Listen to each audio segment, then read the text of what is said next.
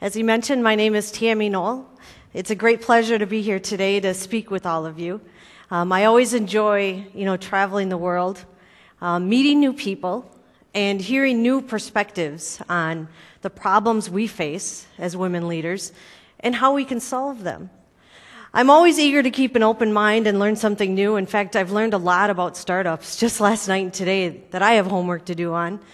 And I think that we have a lot of perspectives as young women entering their career in the workforce, or those of you trying to find a niche in the professional world. I think we would all agree that anything we do, it all starts with learning and starts with discovery. And from discovery, we can move to creative problem solving, and then hopefully finding out what things really mean to you. What's really important to you in your life and in your career. I think we would all agree that the world is moving very fast and it's evolving. And especially as communication and technology evolves, I see a lot of people on their phones and iPads, it hits us at increasingly faster rates of speed. I think we would all agree we find it hard to find time to spend on ourselves and to really take the time to devote to what really matters to us. And I think that's what's unique about this great forum here together today, is you have the opportunity to hear from professionals and hopefully reconnect with your own passion, what's really important to you. So as young women, entering the workforce, or those of you, as I mentioned, trying to find a niche and, making a really big, impactful move in the business world, I'm sure it's very hard for you to know who to trust, who to listen to. But today I have the opportunity to share with you my story, and hopefully you'll take away some things from that. But most importantly, that we can do the big jobs. We can take on that big challenge. And I'm hoping that my story will show you that we can have the determination and the courage to do just that. And all of us here today, we cannot assume that the circumstances we're in today will repeat in the future. We have to work hard. We have to not accept complacency. We need to be resourceful and find solutions. It's amazing how many people have made connections already just from last night and from today. We have to be resourceful. We have to make the connections that we want to make. And we really have to get to work if we want to drive our future and where we want to go.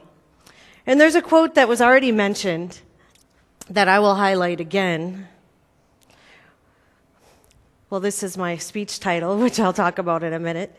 But be the change that you want to see in the world. Okay? And I think everybody knows what that means. If you want to see change happen, you need to make it happen. And I know that change is hard. The title of my speech is Change is Scary. Change is challenging. But ultimately, change is all we have in this world. It's everywhere. And this is a great quote because we own the responsibility to drive change. And it may take individual steps one at a time, but we have to make change happen. So I'm here today. I'm an executive at GE. I'm very proud of that. 300,000 employees at GE, and to be an executive at GE, you're in the top 3%. It's a huge accomplishment.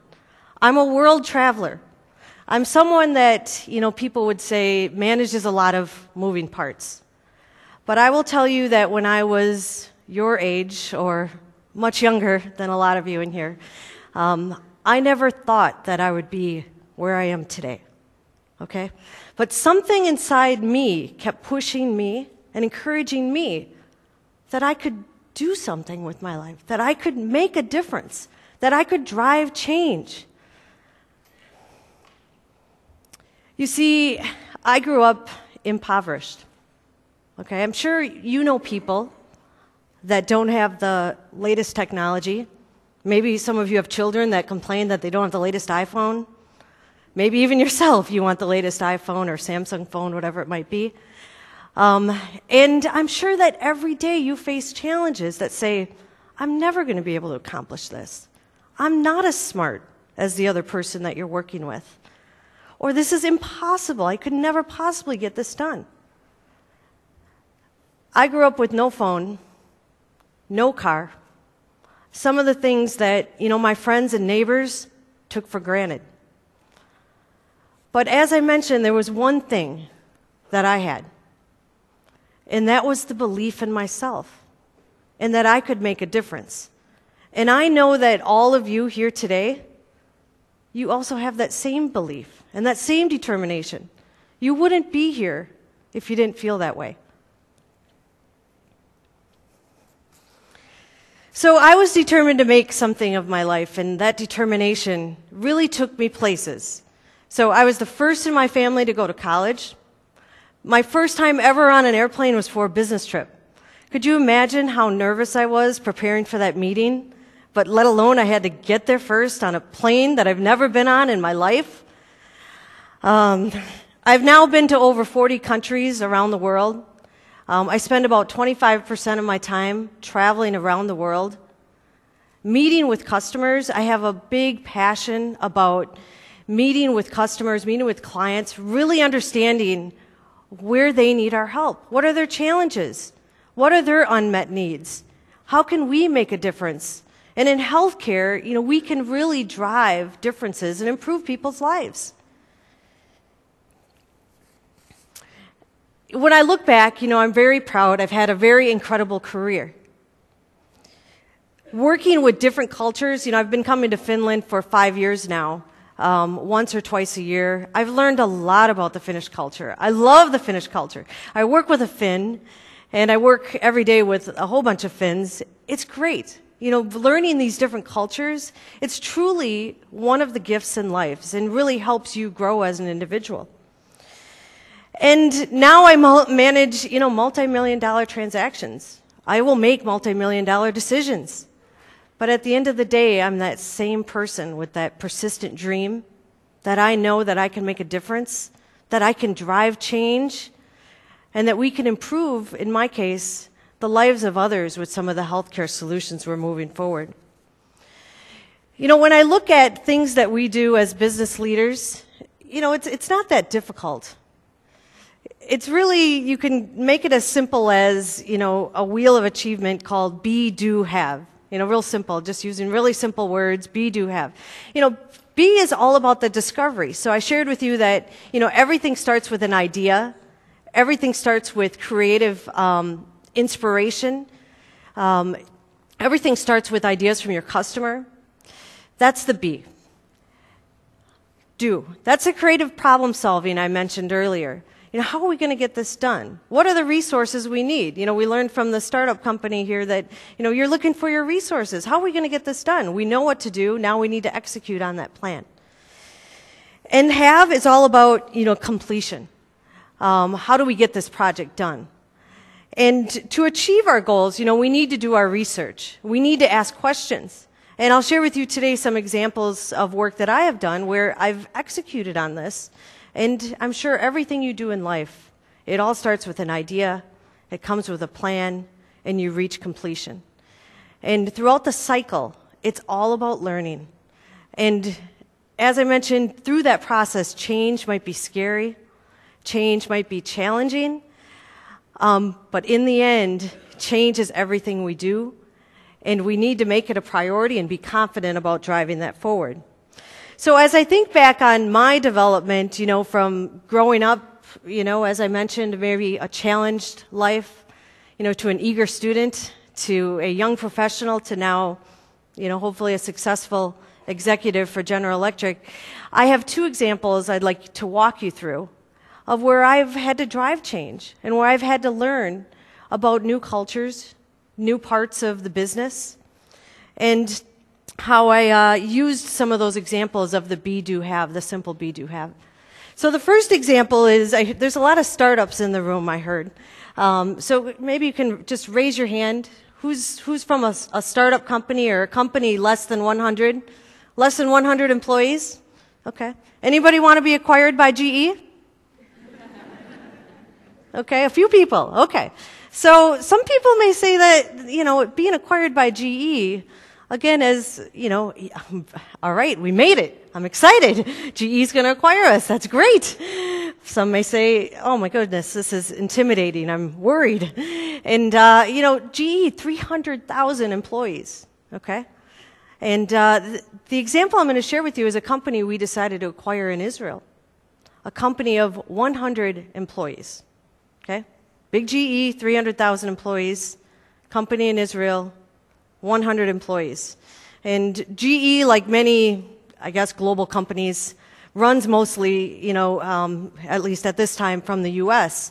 So figuring out, how are we going to bring this new company into GE is something we have to do every day when we make acquisitions. Now, we don't make many acquisitions at GE that are as small as a 100-employee company. And so because of that, almost every acquisition is treated the same. In some cases, we leave the acquisition alone, like Stephanie and I were talking about last night. In some cases, we try to bring the acquisition within GE, and, you have to do everything that GE requires. And when we acquired this company, I was asked to be the integration leader. Okay, what does that mean? Integration leader. I've never done that in my life. Prior to that, I worked in supply chain, I worked in manufacturing, I worked in marketing, I worked in commercial. I've never really worked in business development, and now I have to integrate a company in a country I've never been to. So as you can imagine, I was a little scared about what was going to come. But I was also excited about the opportunity to drive change, bring this company into big GE. And, I think the one thing that I would say is that, just like, me and my circumstances growing up, I think that what was important is not to accept things for face value. In the U.S., the media in Israel is just horrible. Everything's negative, negative, negative, negative. Bombing, another bombing, fighting, more fighting. Nothing really positive in the news about Israel. I was worried about that.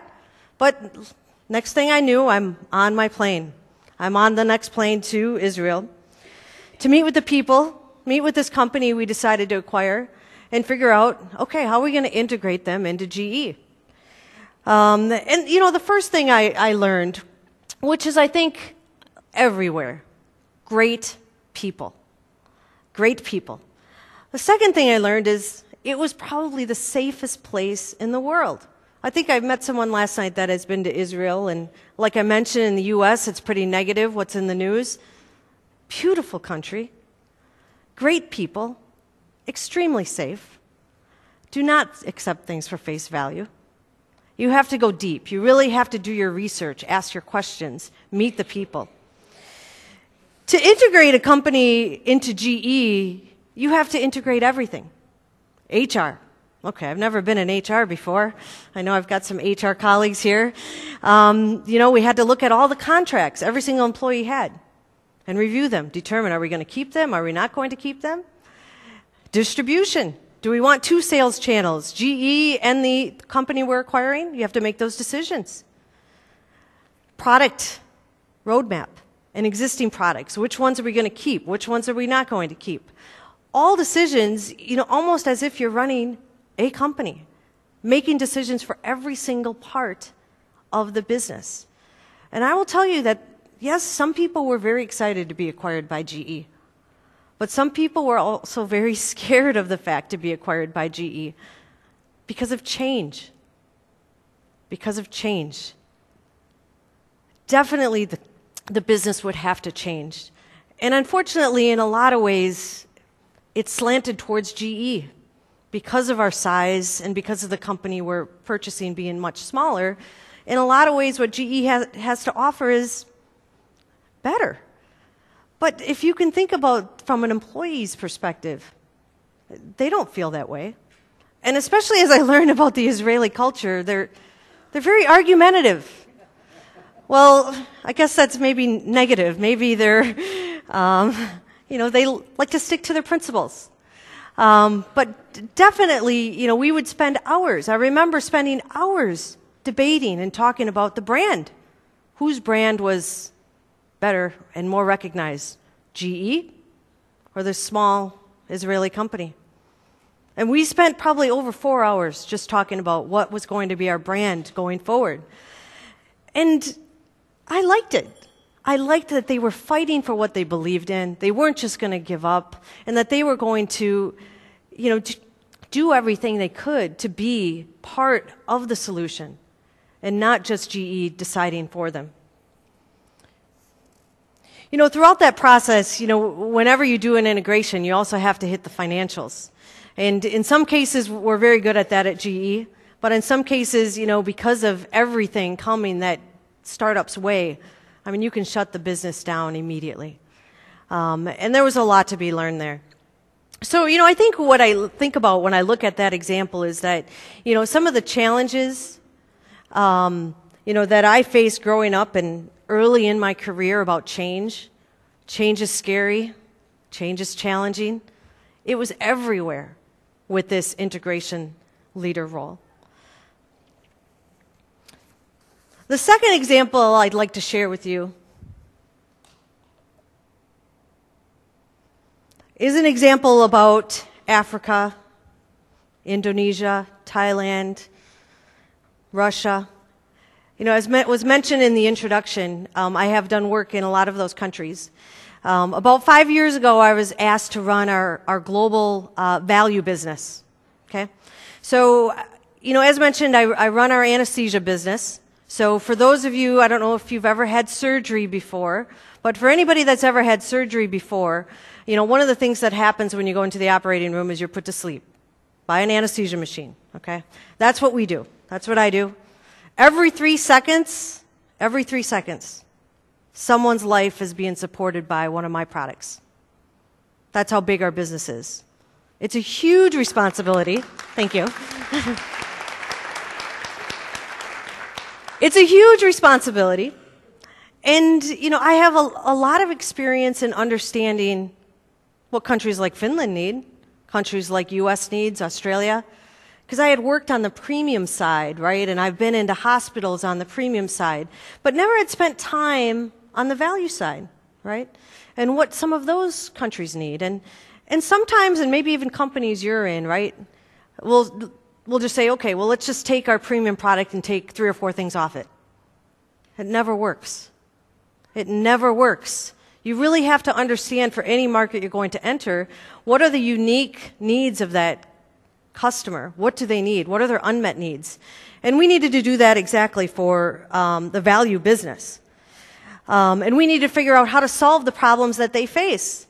So I don't know if you've got a water bottle in front of you, or I think I see most people with phones. I'm just going to ask you to do one thing for me, and that is just squeeze your phone like this, and just keep doing that for a while, and I'll come back to it. So just keep squeezing one at a time, and I'll come back to why. Okay.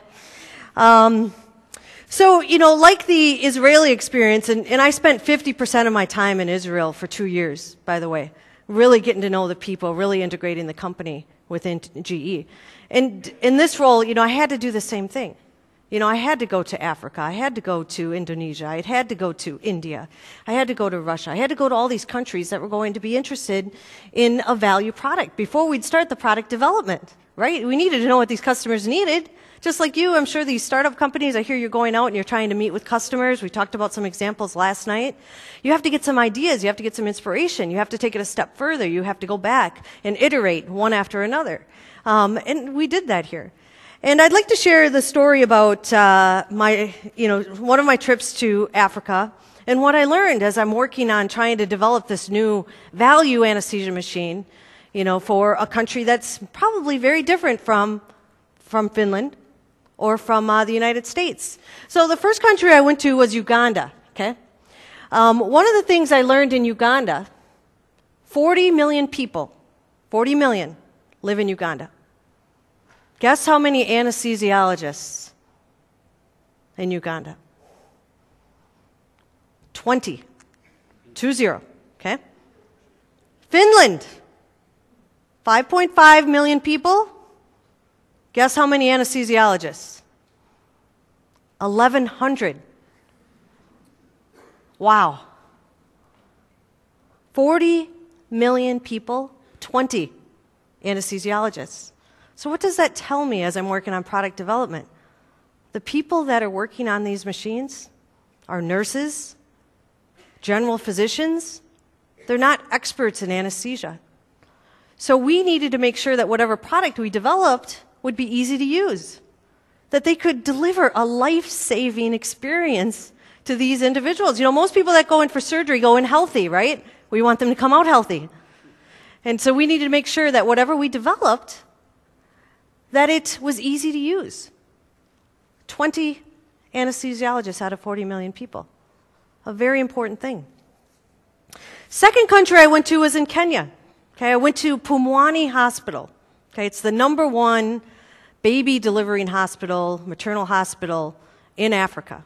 Okay, 80 babies delivered per day in that one hospital. 80. Okay, guess how many babies delivered per day in Finland? All the entire country. 150. 150 babies delivered per day in Finland. 80 in just this one hospital in Kenya. 80 per day. And I had the opportunity at this hospital to observe these women coming in, having cesarean section, one after another. Okay, I don't know if any of you have ever had a cesarean section. I have. My experience was very different than the one I saw in Africa. The woman comes in on her own, no family members allowed, on her own. There's no equipment in the room, just a big needle. Nothing to monitor the mom, nothing to monitor the baby. 80 babies a day. 1 in 55 women, 1 in 55 that has a baby via cesarean section in Africa has a complication, which can lead to death. 1 in 55. And if you don't have the monitoring, if you don't have the anesthesia machine, if you don't have basic equipment, you don't have the early warning signs that something's going wrong. You don't know if there's a complication, that the baby or the mother isn't getting enough oxygen. You don't know if the anesthetic agent has worn off and that she's, you know, the numbness and everything is gone and she's going to feel everything and remember everything. Now, luckily for me, the day I spent there were no complications. But as I mentioned, 1 in 55 there is. So I knew we needed to solve that problem. So the last place I went to was in Tanzania. So who's still squeezing their phone? Anybody? Okay, good. That's good. Okay, all right. So here I learned that there's surgeries going on without a mechanical ventilator. Now that may be complicated for some people, but the way an anesthesia machine works is it breathes for you essentially breath by breath. So in this case, instead of the anesthesia machine doing that, the doctor would squeeze a bag, breath by breath, just like I was asking you to do and squeezing your phone. And I think you probably did it for maybe 5 minutes. I met some doctors who would do it for 3 hours. 3 hours. One doctor would tell me he'd wake up in the middle of the night sometimes thinking he forgot to squeeze the bag. Can you imagine? So that was some of the basic conditions we needed to solve for. We couldn't take our big premium anesthesia machine that we use in Finland to these countries. We needed to make something that was a lot easier to use, that had the basic functionality, that was affordable, so these hospitals could have this. So, you know, what I learned from that is it comes back to that be, do, have, right? We had to do our research. We needed to understand. We had an idea of what we wanted to solve, but we had to do our research. We had to go deep. We had to meet with the customers. We had to see the environment. Just like all of you, I'm sure, in the jobs you do, please spend time doing that. Don't just take your engineering leaders or your marketing leaders' advice that says, this is what we should do. You have to do your research. You have to go deep. You have to ask the right questions, and you can't accept things for face value. And for me, throughout that process, even though, you know, I was worried about Africa, you know, malaria, mosquitoes. I was worried about poverty, things that I would see. I was scared. And it was challenging, you know, oh my gosh, how am I going to come up with a solution for this market? You know, but we did. And we've now sold over, you know, thousands of anesthesia machines in this market. And we feel that we are making a difference, that we are improving the lives of some of these women that would have complications during delivery. And, driving that change, it's all we do. As I mentioned, it's all we do. So I think, travel is one of the best teachers, definitely. And, if you don't get to travel outside of Finland, meeting with customers throughout the country, it's the best learning you're going to get. You need to take the time to do that. And for me personally, I go back to the well, frequently and do a lot of self-reflection on who I am, my life, what I've done. And I thought I had one page on there.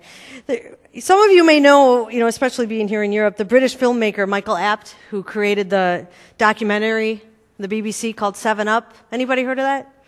Or is that too old for most people? Yeah. So, anyway, he had this concept that he took children at the age of 7 years, 10 children. Half of them were from a very prestigious background, going to very well-known schools, and half of them were middle class, maybe lower class. And his theory was that your destiny is set from the day you are born. Your destiny is set the day you are born. And he went back and he filmed these kids every 7 years to prove that point.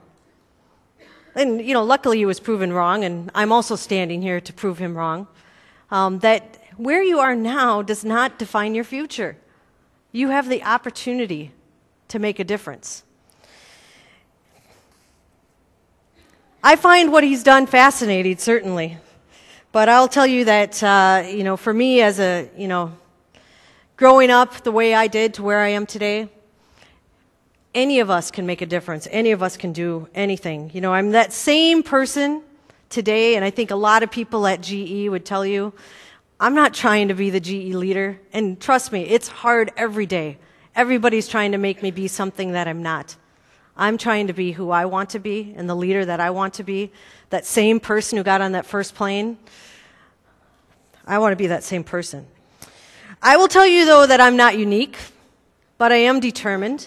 I'm sure you know people that are like me. And as I mentioned, I think that each one of you has that same uniqueness and that same determination. It's what's got you here today. It's what's got you involved in a conference like this. The world has many things to offer. It's up to you to go after them and to look for them. You need to look at the big picture, but you also need to look at the details. As I shared with you, some of the details that I've gone through in my career. It helps you make sure the big picture that you're going after is the right thing. There's lessons to be learned everywhere, and you need to learn from them. Even today, I'm sure you're going to learn some lessons. You need to learn from everything you do. You need to do self-reflection. You need to find your own personal growth. Helen Keller once said that life is a daring adventure or it is nothing. Okay? Life is either a daring adventure or it is nothing. And I know that nothing, that is not an option for any of you. You have to go after what you believe in. You have to be comfortable going after change. And one of the things that I've learned in life, as I shared with you, is that change is scary. Change is challenging. But you know what? Change is good. Change keeps us fresh. And if you have enough self-confidence, then embrace the change. Thank you.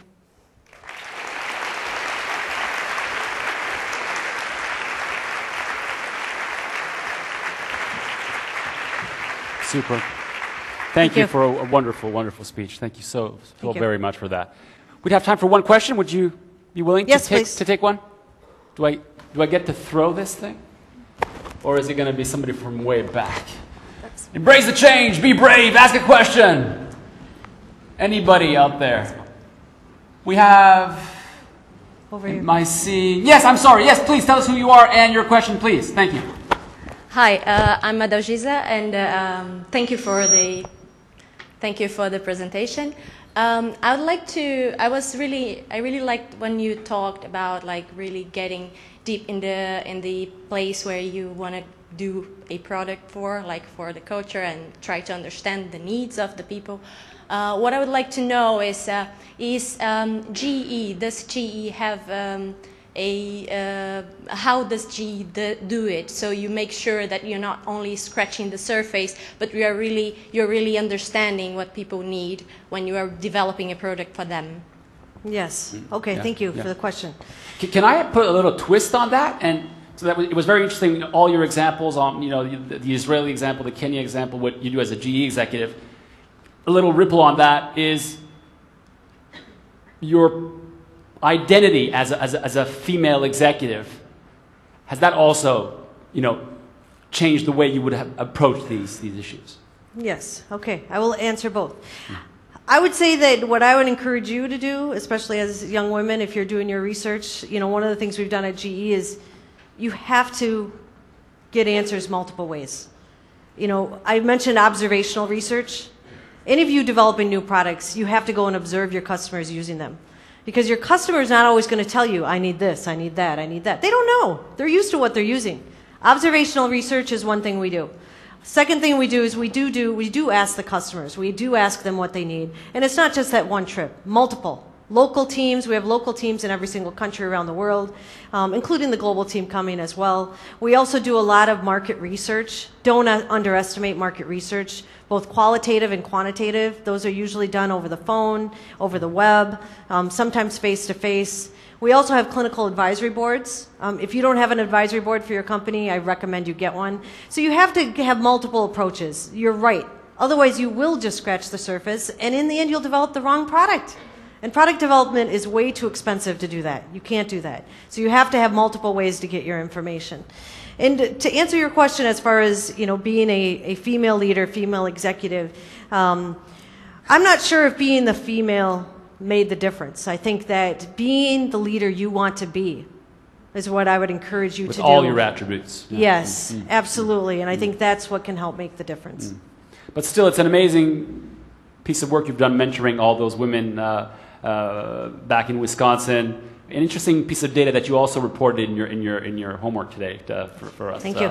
Is 70% of women that have been part of the GE program that had left GE basically had not been part of the program. That's right. Yeah. So you want to get people into the program. That's right. So, yeah. Last year, 70% of the women that left GE were not part of the women's network, and that's a huge focus for us to really develop women professionally and personally.